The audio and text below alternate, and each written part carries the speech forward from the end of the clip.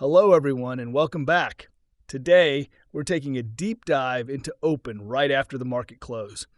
We need to analyze the final data points from the day, what the shorts did, and what the huge transactions from big money tell us. All of this information is extremely critical. Please hit that thumbs up button and let's get right into the analysis. As I record this post-market, open has closed the day strongly at 786, showing excellent momentum. We had a great start thanks to positive economic signals this morning. Mortgage applications came in at 0.2 and the mortgage market index registered $307.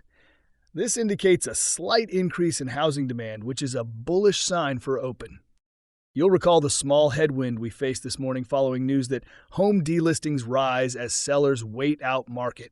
However, I must praise Open's CEO Cass for his quick and proactive response. He immediately commented on the situation, emphasizing that market fluctuations, up weeks and down weeks, are normal. In my view, his high level of transparency is exactly what Open needs for continued success. Now, let's look at the fascinating back-end data. We observed a high volume of abnormal secondary market and dark pool transactions today. This included a huge 98.9 million transaction, plus several 7.4 million blocks, all executed after hours. On the dark pool, a venue often used by shorts and hedge funds, we saw significant activity, $23.5 million, $8.7 million, and many clean $1 million transactions. When you see those clean, round numbers, it's a strong indication that hedge funds are actively building positions. By cross-referencing this activity with the actual chart, it appears the large after-hours transactions were a result of hedge funds buying. Institutions are clearly moving in, sensing a significant potential upside ahead. The special dividend announced on November 21st was a brilliant strategic move. The dividend worked. While we saw minor selling pressure before the ex-dividend date, as some funds avoid the taxable event, it was primarily aimed at the short sellers. Because short sellers are obligated to pay the dividend, and given the warrants, this payout represented a very high percentage, creating a substantial financial burden for those shorting millions of shares. This strategy is now confirmed by the latest exchange disclosure as of November 13th. Short interest dropped by a significant 21.9%, amounting to 127.36 million shares. This means shorts covered almost 40 million more shares than we had previously estimated.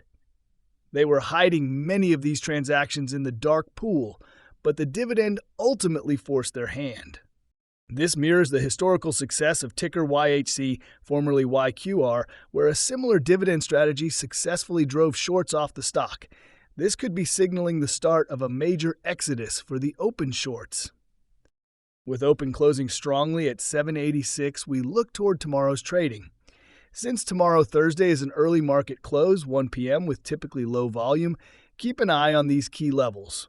Strong support key pivot, 7 or 77, that 777 is your critical support level. Next strong target resistance, $8.24. This is very interesting and generally bullish data.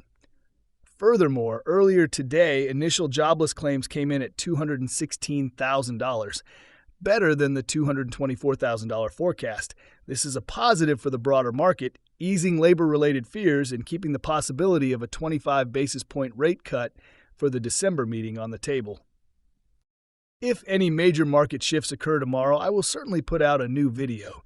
Let me know your general thoughts on all this behind-the-scenes data in the comments. This video is created for informational and entertainment purposes only. Please understand that I am not a financial advisor.